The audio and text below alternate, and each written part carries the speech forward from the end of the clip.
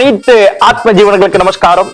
ஏகாதசி விரதம் நாம் எப்படி கடைபிடிக்க வேண்டும் என்று கேட்டா, காலையில 4:30 ஏஞ்சிக்கணும்.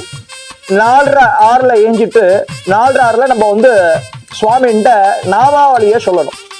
ஓம் நமோ நாராயணாய நமஹா அப்படின்றது ஒரு நாமாவளிய சொல்லி 108 தடவை ஜபம் பண்ணிட்டு காலையில பெருமாள் ஆலயத்துக்கு போயிட்டு 3 தடவை தீர்த்தம் சாப்பிடணும்.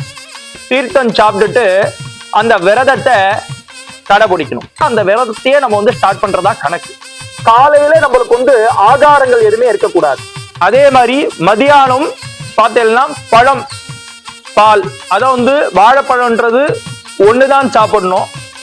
பால்ன்றது அரை டம்ளர் தான் குடிக்கணும் மதியானத்துல. சரியில்லை. அதுக்கப்புறம் மாலையில பார்த்தேன்னா மறுபடியும் சுவாமியோட காயத்ரி மந்திரத்தை சொல்லி ஜபம் பண்ணணும். இந்த காயத்ரி மந்திரத்தை இப்ப நான் சொல்றேன், கேளுங்கோ. ஓம் நமோ நாராயணாய வித்மஹே வாசுதேவாய தீமகி தன்னோ விஷ்ணு பிரச்சோதயாத். இந்த காயத்ரி மந்திரத்தை 108 தடவை ஜபம் பண்ணணும் மாலையில. சரி இல்லையா? மாலையில என்ன டைம்னு கேட்டேன்னா 6 மணில இருந்து 8 மணிக்குள்ள அந்த ஒரு ஜபத்தை முடிக்குமாறு கேட்டுக்கொள்கிறேன். அதே மாதிரி இரவு என்ன சாப்பிடணும்னு கேட்டேன்னா அதே பால் பழம் தான் சாப்பிடணும். ஒரே வாழைப்பழம், அப்புறம் பால் அரை டம்ளர் தான் குடிக்கணும்.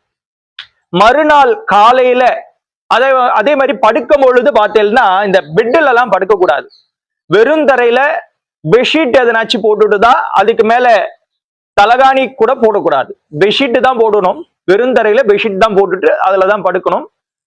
மறுநாள் காலையில 6 மணிக்கு இந்த விரதத்தை நீங்க அதே மாதிரி குளிச்சுட்டு 4:30 நீங்க ஜபம் பண்ணிட்டு நீங்க பெருமாளோட க்ஷேத்திரத்துக்கு போயிட்டு அந்த தீர்த்தத்தை வாங்கி 3 தடவை சாப்பிட்டுட்டு தான் அந்த விரதத்தை முடிக்குமாறு கேட்டுக்கொள்கிறேன்.